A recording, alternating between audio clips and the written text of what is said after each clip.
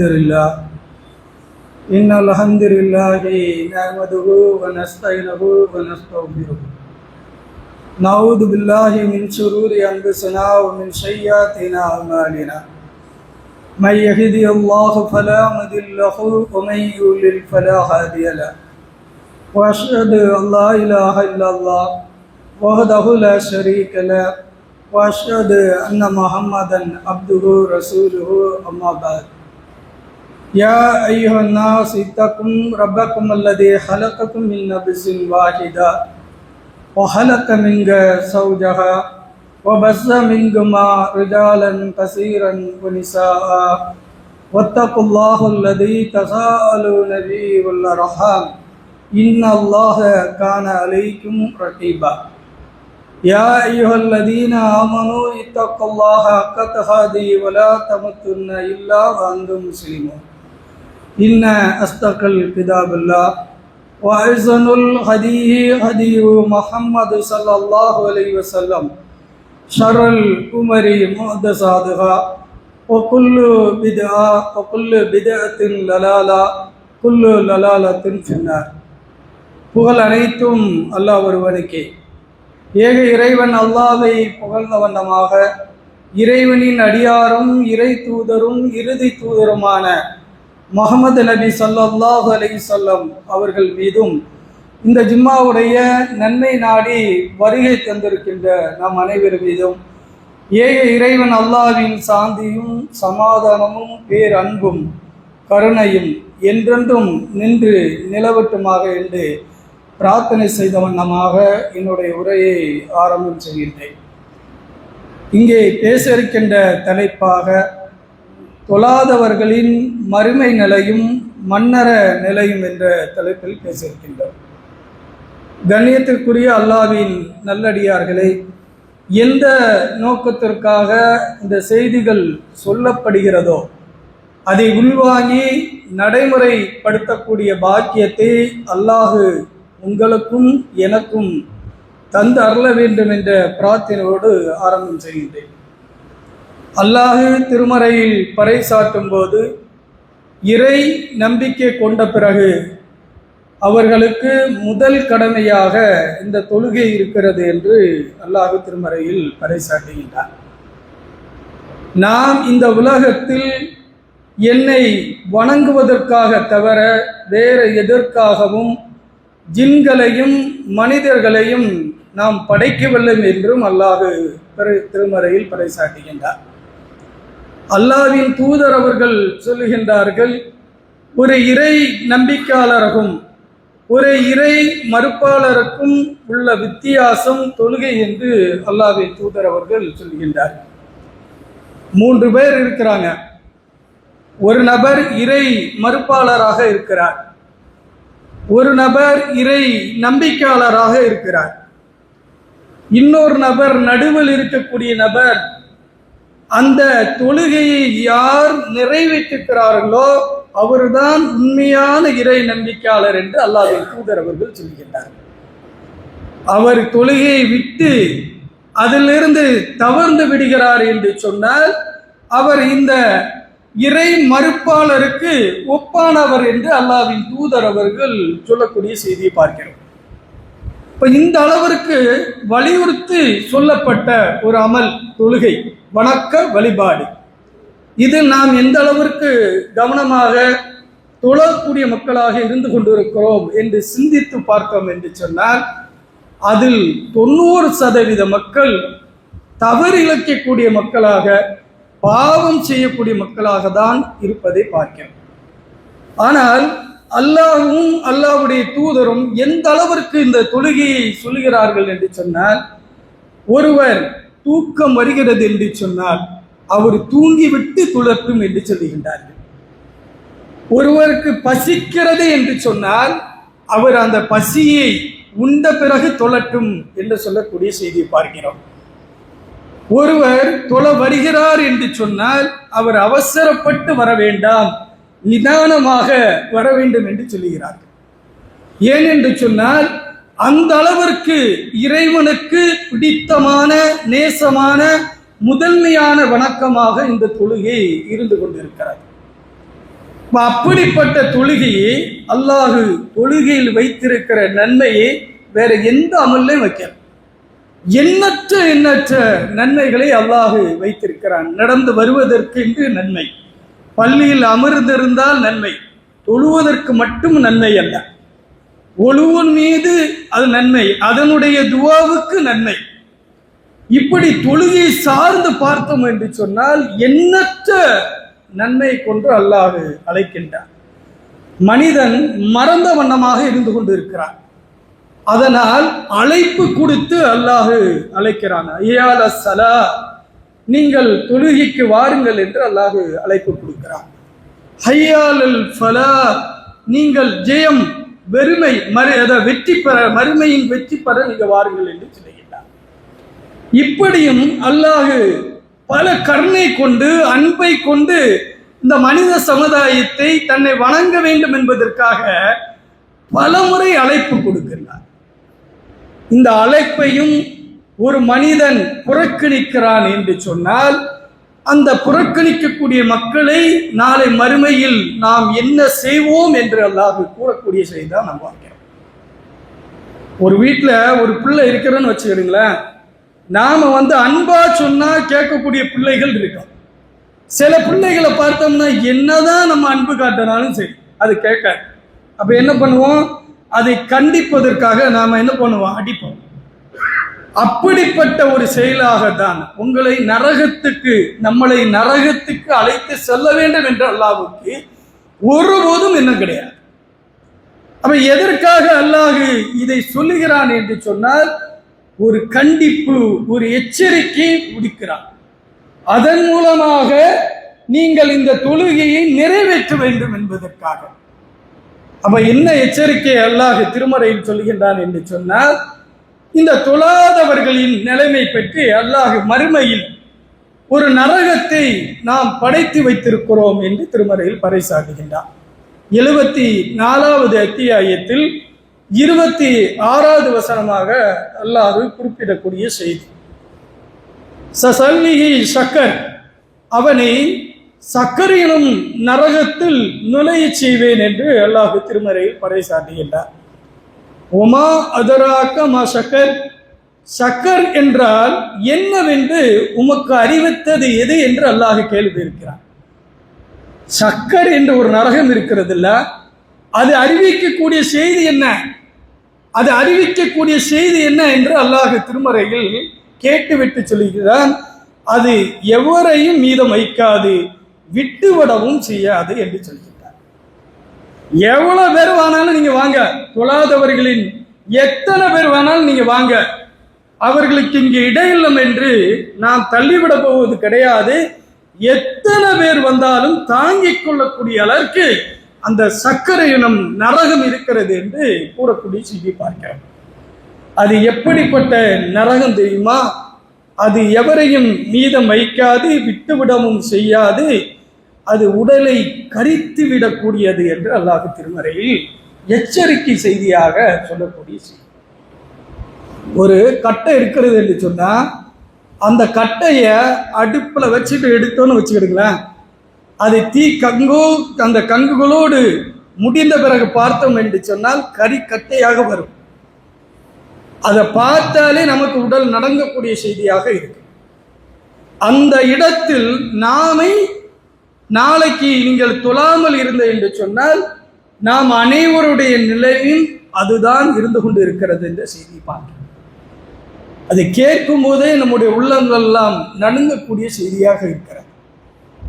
அப்போ சொல்லிட்டு சொல்றான் அல்லாஹ், எதனால் இது ஏற்படுகிறது என்று நாளை மறுமையில் யாரை கொன்று அல்லாஹ் நமக்கு அறிவுரை சொல்லக்கூடிய செய்தியை பார்க்கிறோம். அதே 74வது அத்தியாயத்தில் 39, 40, 41, 42வது வசனங்களில் அல்லாஹ் குறிப்பிடுகிறார். இல்லா அஸ்ஹாபுல் யமீன், எனினும் வலது புறத்துக்குரியவர் பி ஜன்னாத்துல் யதசாலூன், சொர்க்கங்களில் இருப்பார்கள். அனில் அல் முஜ்ரிமீன், அவர்கள் குற்றவாளிகளை நோக்கி ஷக்கும் ஃபி ஷக்கர், உங்களை நரகத்தில் தள்ளியது எது என்று விசாரிப்பார்களாம். சொர்க்கவாசிகள்லாம் இருப்பாங்கல்ல, வலது புறத்தில் இருக்கக்கூடிய அந்த சொர்க்கவாசிகள் எட்டி பார்ப்பாங்களா நரகத்துல?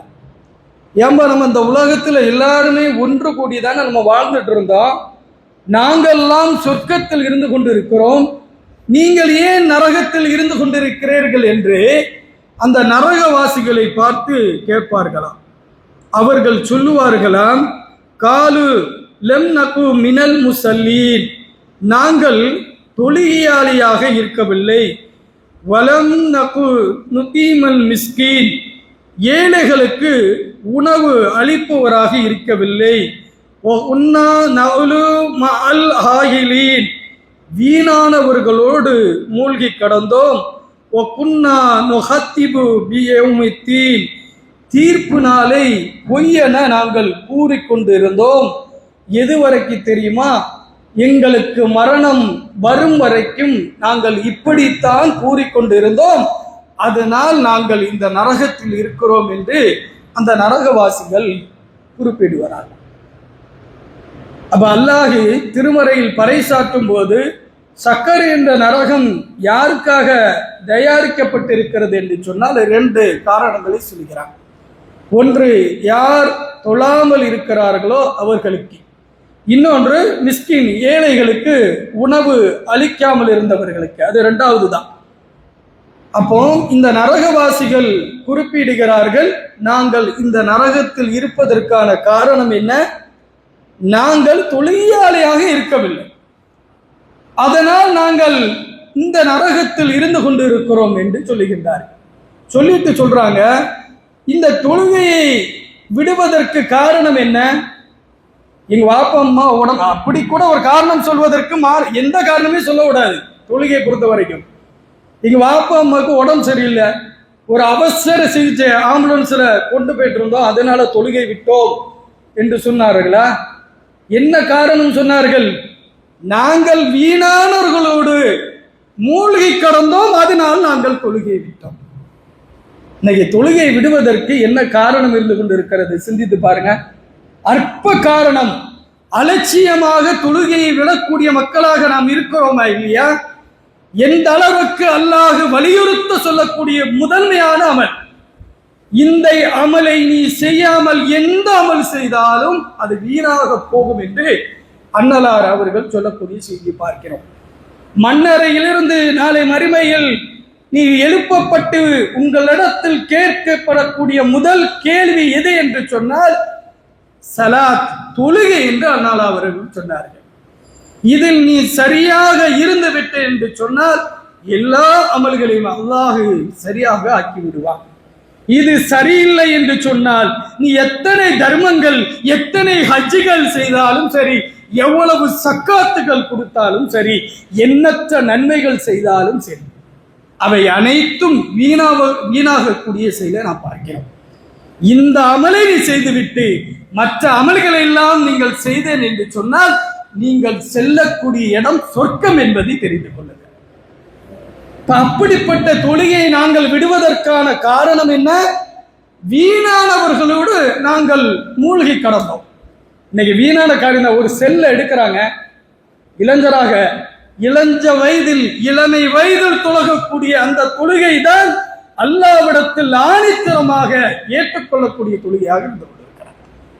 அப்பதானங்க அவன் நின்று தொழக்கூடிய ஒரு ஆற்றலை பெறக்கூடியவராக இருக்கிறார்.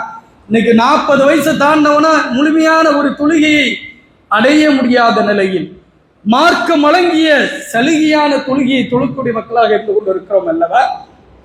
அந்த காலகட்டத்தில் நாம் எப்படி இருந்து கொண்டு இருக்கிறோம்? ஒரு செல்லை எடுக்கிறோம், இந்த மாடோ அல்ல ஆடோ ஒரு கழனி, முந்தி சொல்லுவாங்க கழனி இதுன்னு சொல்லுவாங்க, அதுல ஒரு 3-4 மாடு சேர்ந்து அட்டி குடிக்கும் தெரியுமா? அதை போன்று இந்த ஒரு செல்போனை வைத்துக் கொண்டு ஒரு 4 பேர் 5 பேர் அதை சுத்தி இருந்து பாங்குடைய சத்தம் கேட்ட பிறகும் செவடங்காதுல சங்கு ஊதன கதையாக அப்படியே மறந்த வண்ணமாக அந்த வீணான காரியத்தில் மூழ்கி கிடக்கூடிய செயலை ஆண்களும் பெண்களும் செய்யக்கூடிய இதை பார்க்கிறோமா இல்லையா? அப்ப இதற்கெல்லாம் காரணம் என்ன? நாங்கள் மறுமை நாளை நம்பவில்லை. மறுமை நாளை நம்பக்கூடிய முஸ்லிம்கள் எப்படி இருப்பார்கள் என்று சொன்னால், இறைவனுடைய அழைப்பு கேட்டுவிட்டால் என்று சொன்னால் இறை அச்சத்தோடு பள்ளிக்கு வந்துடுவாங்க. அப்ப அப்படி வரவில்லை என்று சொன்னால் அதற்கு காரணம் என்ன? சொல்லுகின்றார்களே நரகவாசிகள், நாங்கள் மறுமை நாளை பொய் என கூறிக்கொண்டிருந்தோம், அதனால நாங்கள் தொழல, அதனால நாங்கள் வீணானவர்களோடு வீணான காரியங்களில் கடை வீதிகளில் நின்று பேசிக்கொண்டு அப்படியே தொழுகையை மறந்த வண்ணமாக அலட்சியம் செய்த வண்ணமாக நாங்கள் வாழ்ந்தோம், அதனால் இந்த நரகத்தில் வந்து சேர்ந்தோம் என்ற செய்தியை பார்க்கிறேன். எப்பொழுது வரைக்கும் இந்த மறுமை நாளை நாங்கள் பொய் என கூறிக்கொண்டு இருந்தோம் தெரியுமா? எங்களுக்கு மரணம் கண்களுக்கு காட்டும் வரை நாங்கள் அப்படித்தான் சொல்லிக்கிட்டோம். மரணத்தை காட்டும் வரை என்னதுக்கு? மரணத்தை காட்டும் போது எல்லாமே வந்துவிடும். ஆனால் உங்களுக்கு வாய்ப்பளிக்கப்படுமா என்று சொன்னால் வாய்ப்பளிக்கப்படாது. அப்ப அந்த மறுமை நாள், அந்த மரணம் கண்களுக்கு வருவதற்கு முன்னால் என்ன பண்ணோம்? நம்முடைய தொழுகையை நிறைவேற்றக்கூடிய மக்களாக இருந்தோம் என்று சொன்னால் இந்த சக்கரை என்றும் நரகத்தில் புலம்பக்கூடிய மக்களாக நாம் இருக்க மாட்டோம். கரிகட்டையாக ஆக்கப்படுவதிலிருந்து நாம் அல்லாஹ்வால் பாதுகாக்கப்பட்டு சொர்க்கம் செல்லக்கூடிய மக்களாக இருப்போம். அப்ப இது மறுமை நாளுடைய தண்டனை என்று சொல்லக்கூடிய செய்தியை பார்க்கிறோம். இன்னொரு மன்னரை வேதனை பற்றி அல்லாஹ்வின் தூதர் அவர்கள் சொல்கிறார். பொதுவாக அல்லாஹ்வின் தூதர் அவர்களுக்கு வஹி செய்தி 2 முறையில் வரும். ஒன்று ஜிப்ரீல் அலைஹிஸ்ஸலாம் அவர்கள் நேரடியாக வந்து வஹி செய்தியை சொல்லுவார்கள். இன்னொன்று கனவு மூலமாக அல்லாஹ்வின் தூதர் அவர்களுக்கு காட்டப்படும். அல்லாஹ்வின் தூதர் அவர்கள் எப்போதுமே தொழுகையை முடித்து விட்டு நபித்தோழர்கள் மத்தியில் கேட்பார்களா, நீங்கள் எல்லாம் யார் யார் நேற்று இரவு கனவு கண்டீர்கள் என்று கேட்பார்களா? அப்போ நபித்தோழர்கள் தான் சொல்வார்கள், அல்லாஹ்வின் தூதர்களை நாங்கள் கனவு காணவில்லை என்று சொன்னவுடன் அல்லாஹ்வின் தூதர் அவர்கள் சொல்வார்கள், நான் நேற்று கனவு கண்டேன், அந்த கனவில் 2 பேர்கள் வந்தார்கள், என்னுடைய வலதுபுறமும் இடதுபுறமும் என்னுடைய கைகளை பிடித்து அழைத்து கொண்டார்கள் என்று சொல்லக்கூடிய செய்தி பார்க்கிறோம். அப்பொழுது சில மனிதர்களுக்கு தண்டனை கொடுக்கக்கூடிய அந்த வேதனையை காட்டக்கூடிய செய்தி பார்க்கிறோம். ஒரு மனிதர் ஈட்டியை கொண்டு என்ன பண்றாங்க, அவர்களுடைய தாடைகள் மேலிருந்து இந்த நாடி வழியாக தாடைகள் கிழிக்கப்படுவதை காட்சிகளை பார்க்கின்றார்கள். அப்ப என்னவென்று கேட்கின்றார்கள், நீங்கள் நடந்து செல்லுங்கள் என்று சொல்லுகின்றார்கள். இரண்டாவதாக அவர்களுக்கு ஒரு காட்சிகள் காட்டப்படுகிறது. ஒரு மனிதர் படுத்து கிடக்கிறார், அவர் அருகாமையில் ஒரு நபர் நிற்கின்றார், பெரிய பாறாங்களை எடுத்து அவருடைய தலையில் அப்படியே போடுகிறார்கள், அந்த தலையும் நசுக்கப்படுகிறது. அந்த கல்லை மீண்டும் எடுத்து வருகிறார்கள், நசுக்கப்பட்ட தலை மீண்டும் எப்படி இருந்ததோ அதே போன்று ஆக்கப்படுகிறது. மீண்டும் இந்த வேதனை செய்யப்படக்கூடிய செய்தி பார்க்கிறோம். இப்படி பல தண்டனைகளை கொடுக்கப்படக்கூடிய செய்தி பார்க்கிறோம். அப்போ எல்லாம் முடிந்த பிறகு இறுதியாக அல்லாஹ்வின் தூதர் அவர்கள் கேட்கும் போது சொல்லுகின்றார்கள், என்னை அழைத்து சென்ற 2 நபர்களும் யார் தெரியுமா? வலதுபுறம் ஜிப்ரீல் அலைஹிஸ்ஸலாம் அவர்களும் இடதுபுறம் மிகாயில் அலைஹிஸ்ஸலாம் அவர்களும் என்னை அழைத்து சென்று இந்த காட்சிகள் எல்லாம் காட்டக்கூடிய செய்தியை சொல்லுகிறார். அப்ப இந்த தலை நசுக்கப்படுவ செய்தியை பார்க்கும்போது அல்லாஹ்வின் தூதர் அவர்கள் கேட்கும் போது ஜிப்ரீல் அலைஹிஸ்ஸலாம் அவர்களுக்கு சொல்லக்கூடிய செய்தி என்னவென்று சொன்னால், இறைவனுடைய அந்த வேதத்தை கற்றுக்கொண்டு யார் இறைவனை நினைவு கூறாமல் தொழாமல் இருந்தார்களோ அவர்களுக்கு கொடுக்கப்படக்கூடிய அந்த தண்டனை தான் அந்த தலையை பாறாங்கல்லை கொண்டு நசுக்கப்படக்கூடிய செய்தி என்று செய்தி பார்க்கிறோம்.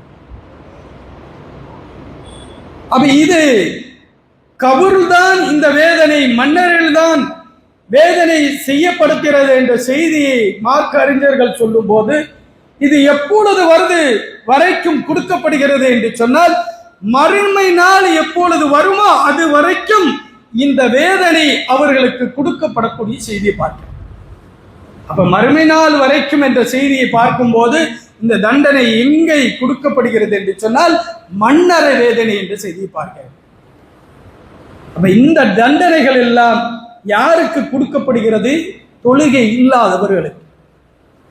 அந்த அளவிற்கு ஒரு கடினமான ஒரு அமலை அல்லாஹ் நம் மீது சுமத்தி விட்டானா சிந்தித்து பாருங்க. நீங்க ஒரு நாளை எடுத்துக்கிட்டேன்னு வச்சிருங்க, 24 hours 24 மணி நேரத்துல நீங்க ஒரு 10 நிமிஷம் தான் ஒரு நாளைக்கு தொழுகிறீங்க. வேலையை நீங்கள் கணக்கிட்டல் என்று சொன்னால் 1 மணி நேரம் தான். 20 மணி நேரத்துல 1 மணி நேரம் போனா 23 மணி நேரம் இருக்கிறது. அதுல 8 அவர் நாம் தூங்கணும் என்று சொன்னால் 15 அவர் இந்த உலகத்திற்காகவே நம்முடைய நேரங்களை செலவழிக்கக்கூடிய மக்களை பார்க்கிறோம். சிந்தித்து பாருங்க. நீங்க ஒரு நாளைக்கு 1 மணி நேரம் வச்சு 365 நாள் 365 மணி நேரத்தை நீங்கள் கணக்கிட்டோம் என்று சொன்னால் ஒரு மனிதனுக்கு அவனுடைய வாழ்க்கையில் அவனுக்கு அளிக்கப்படக்கூடிய அந்த நாள் ஒரு 70 ஆண்டுகள் என்று வைத்துக் கொள்ளுங்கள். அதுல ஒரு 10 வருஷத்தை நீங்க கழிச்சிருங்க. 11 வயசுல இருந்து நீங்கள் 60 வயசு வரைக்கும் வாழுகிறீர்கள் என்று சொன்னால் இந்த 1 மணி நேரத்தை நீங்க கணக்கிட்டோம் என்று சொன்னால் 2.5 ஆண்டுகள் மட்டும்தான் அல்லாஹ்வை நினைவு கூறக்கூடிய இந்த தொழுகையை தொழக்கூடிய மக்களாக நீங்கள் இருந்து கொண்டிருக்கிறீர்கள். நீங்கள் கணக்கிட்டு பார்த்து கொள்ளுங்கள். இதுல வயது கூடி வயது குறைஞ்சு அதை நீங்க கணக்கிட்டு வச்சுக்கிடுங்க. அல்லாஹ் நமக்கு தந்திருக்கிற இந்த அருளுக்கு நாம் நினைவுக்கூடிய நேரம் காலங்கள் எவ்வளவு தெரியுமா? வெறும் 2.5 ஆண்டுகள் என்பதை சிந்தித்து பாருங்கள். அதுல எத்தனை வக்து தொழுகையை நாம் தொழாதவராக இருந்து கொண்டிருக்கிறோம். ஃபஜர் தொழுகை என்பது அறவே இல்லாத நிலையில் பள்ளிவாசல்கள் எல்லாம் பிரம்மாண்டமாக ஆக்கப்பட்ட பிறகு கூட 3 நபர் 4 நபர் தொழக்கூடிய இறையில்லமாக இருந்து கொண்டு இருக்கிறது என்று சொன்னால் நாம் என்ன வாழ்க்கை வாழ்ந்து கொண்டு இருக்கிறோம் என்று சிந்தித்து பாருங்கள். இது வெறும் வணக்க வழிபாடு என்று எண்ணிக்கொண்டு இருக்கிறோம். வணக்க வழிபாடு மட்டுமல்ல, நம்முடைய வாழ்வியல் வாழ்க்கை அனைத்தும் இந்த தொழுகையில் இருந்துதான் ஆரம்பிக்கப்படுகிறது, கற்பிக்கப்படுகிறது என்று நீங்கள் தெரிந்து கொள்ள வேண்டும். அப்ப எந்த நிலையிலும் நம்முடைய தொழுகையை நாம் விட்ட மனிதராக ஆகிவிடக்கூடாது என்று கூறிய வண்ணமாக என்னுடைய முதல் உரையை நிறைவு செய்கிறேன். வாகர்தவான அல்ஹம்துலில்லாஹி ரப்பில் ஆலமீன்.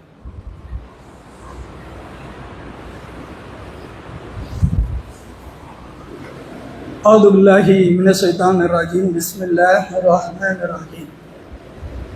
அல்ஹம்துலில்லாஹி ரப்பில் ஆலமீன் வஸ்ஸலாத்து வஸ்ஸலாமு அலா ரசூலில் கரீம். அம்மா பாத். கணித்துக்குரிய அல்லாஹ்வின் நல்லடியார்களே, இது வெறுமனே வணக்க வழிபாடு மட்டும் என்று நாம் நினைத்துக் கொண்டிருக்கிறோம். இதில் தான் நம்முடைய வாழ்விலே ஆரம்பிக்கப்படுகிறது என்பதை பார்க்கலாம். அல்ஹம்துலில்லாஹ் சூரா ஓதுறோம், அது அல்லாஹ்வை புகழக்கூடிய செய்தியாக பாதி இருக்கிறது என்று சொன்னால் மீதி அனைத்தும் நம்முடைய நேர்வழிக்காகவும் நம்முடைய தேவைகளை கேட்கக்கூடிய இடமாக இருந்து கொண்டிருக்கிறார்.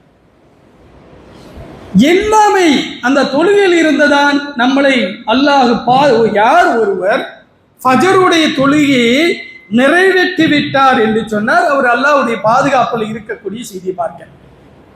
அல்லாஹ்வுடைய தொழாதவர்கள் அல்லாஹ்வுடைய அப்படி இல்லை, அவருடைய உள்ளங்கள் தடமுறலாமல் இந்த ஈமானோடு இருக்கக்கூடிய செய்தி தான் அல்லாஹ் நம்முடைய ஈமானை பாதுகாக்கக்கூடிய அந்த செய்தியை தான் நம்ம பார்க்கிறோம். அப்படிப்பட்ட இந்த தொழுகையை வீணடிக்கக்கூடிய மக்களாக நாம் இருக்கிறோம் என்று சொன்னால் அல்லாஹ்வின் தூதர் அவர்கள் இந்த தொழுகையை எப்படி நிறைவேற்றக்கூடிய மக்களாக இருந்தார் தெரியுமா? வெறுமனை வணக்கம் மட்டுமல்லாமல் நன்றி செலுத்தக்கூடியவராக இருந்தார். தனக்கு வழக்கப்பட்ட அத்தனை அருளுக்கும் நன்றி செய்யக்கூடியதாக இந்த தொழுகையை அமைத்துக் கொள்ளக்கூடிய செய்தி பார்க்கிறோம். எப்படிப்பட்ட நிலையில் தொழுகையை அல்லாஹ்வின் தூதர் அவர்கள் பள்ளிவாசலில் ஜமாத்தோடு தொழக்கூடியவராக இருந்தார்கள். தன்னுடைய இறுதி நேரத்தில் வீட்டுல தொழல, மயங்கி உழுறாங்க, அப்படியே முகத்தை கழுவுகிறார்கள், மறுபடியும் எந்திக்கிறார்கள், மறுபடியும் மயங்கி விழக்கூடிய அந்த சூழ்நிலையில் அல்லாஹ்வின் தூதர் அவர்கள் தன்னுடைய மருமகன் அலி ரலில்லா அவர்களும் அப்பாஸ் ரலில்லா அவர்களும் தோல் பட்டையில் கைகளை போட்ட வண்ணமாக தன்னுடைய பூமியில் பாதம் பதிக்கப்படாத விரல்களால் கோடு போட்ட வண்ணமாக பள்ளிவாசலுக்கு சென்று தொழுகையை நிறைவேற்றினார்கள் என்று சொன்னால் நபி தோழர்கள் எல்லாம் அல்லாஹ்வின் தூதரிடத்தில் கேட்கின்றார்கள், அல்லாஹ்வின் தூதர் அவர்களே, சொர்க்கத்திற்கு முன்னர் அறிவிக்கப்பட்ட நீங்கள் இந்த அளவிற்கு கஷ்டப்பட வேண்டுமா என்று கேட்கும் போது அல்லாஹ்வின் தூதர் அவர்கள் சொன்னார்கள், அல்லாஹ்வுக்கு நன்றி செலுத்தக்கூடிய மனிதராக நாங்கள் ஆக வேண்டாமா என்று கேட்கிறார்கள் என்று சொன்னால் எந்த அளவிற்கு 3 நாள் தொடர்ந்து அவர்களுடைய வீட்டில் அடுப்பு இருந்ததாக கிடையாது. ஆட்டினுடைய இறைச்சியை பொறித்து சாப்பிட்ட வண்ணமாக இருந்தது. அந்த அளவிற்கு சோதனைகள் வழங்கப்பட்ட கூட தொழுகையை பள்ளிவாசலில் வந்து தொழக்கூடிய சூழலை பார்க்கிறோம் என்று சொன்னால் இந்த அற்ப காரணங்களுக்காக தொழுகையை விட்டவனமாக வீட்டில் தொழக்கூடிய மக்களாக நாம் இருந்து கொண்டிருக்கிறோம் என்று சொன்னார். பொழுதுபோக்கு நேரங்களிலே இன்று பெண்கள் கழித்துக் கொண்டு வக்துடைய தொழுகைகளை வீணாக்கக்கூடிய மக்களாக நாம் இருக்கிறோம் என்று சொன்னால் அல்லாஹ்வின் தூதர் அவர்கள் சொன்னார்கள், நான் உண்மையான அல்லாஹ்வுடைய நன்றி செலுத்தக்கூடிய மனிதனாக ஆக வேண்டாமா என்று கேட்டார்கள் என்று சொன்னால் எல்லா அருளை பெற்ற நாம் சிந்தித்து பார்க்க வேண்டும். ஏன் நாம் நன்றி கெட்ட மனிதராக இருந்து கொண்டிருக்கிறோம் என்று சொன்னால் அல்லாஹ் திருமறையில் பறைசாட்டும் போது வல்லாதியாத்தி லபுகா ஃபல்மூரியாத்தி கதுகா ஃபல்முகீராத்தி சுபுகா ஃபாஸ்ரு நபிகி நபுகா ஃபௌசத்து நபிகி ஜம்புகா, ஓடு பாய்ந்து செல்லக்கூடிய குதிரை மீது சத்தியமிட்டு அல்லாஹ் சொல்லுகின்றார், இன்னல் இன்சான லிரப்பிக லகனூத், மனிதன் தன் இறைவனுக்கு நன்றி கெட்டவனாக இருந்து கொண்டிருக்கிறான். ஓ இன்னஹு அலா தாலிக லஷஹீத், அவனே மறுமையில் அதற்கு சாட்சியாகவும் இருந்து கொண்டிருக்கிறான். ஓ இன்னஹு லிஹுப்பில் ஹைரில் லஷதீத், காரணம் இந்த உலகத்தில் செல்வங்களை மனிதன் கடுமையாக நேசிக்கக்கூடியவனாக இருந்து கொண்டிருக்கிறான் என்று திருமறை அல்லாஹ் பறைசாற்றுகின்றார். இன்னைக்கு தொழுகையை விடுவதற்கு முக்கிய காரணமாக இதுதான் இருந்து கொண்டிருக்கிறார். இந்த உலகத்தில் நீங்கள் சிந்தித்து பார்த்தோம் என்று சொன்னால் தொழுகை விடுவதற்கு காரணம் என்ன? பொருளாதார செல்வங்களுக்காக, தான் பெற்றெடுத்த பிள்ளை செல்வங்களுக்காக. அதான் அல்லாஹ் சொல்கிறான், இந்த தொழுகையை விடவும் அவன் கடுமையாக இந்த மனிதன் நேசிக்கக்கூடியவனாக இருந்து கொண்டிருக்கிறான், நன்றி கெட்ட மனிதனாக மாறிவிடக்கூடிய செய்தி பார்க்கிறான். இதெல்லாம் நாளை மறுமையில் நமக்கு எதிராக இருந்து கொண்டிருக்கும். ஆனால் தொழுகையை நேசித்து நான் தொழுதோம் என்று சொன்னால் நாளை மறுமையில் இது கூட நமக்கு நன்மையாக அமைந்து விடுவது என்பதை தான் மார்க்கம் சொல்லக்கூடிய செய்தியாக இருக்கிறது. அப்ப எதற்காகவும் நான் தொழுகையை இன்றிலிருந்து முடிவெடுங்கள். நம்முடைய பிள்ளைகளுக்கு, நம்முடைய தலைவர்களுக்கு, நம்முடைய வாரிசுகளுக்கு அதை கற்றுக் கொடுங்கள். முதலில் அவன் எந்த வழியிலும் வழி தவற மாட்டான்.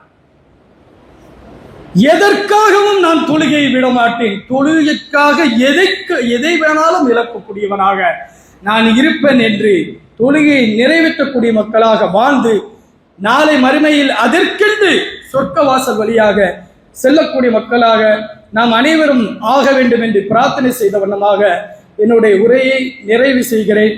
வாஹர் தவான அனில் அல்ஹம்துலில்லாஹி ரபில் ஆலமீன். அஸ்ஸலாமு அலைக்கும் வரஹ்மத்துல்லாஹி வபரகாத்துஹு.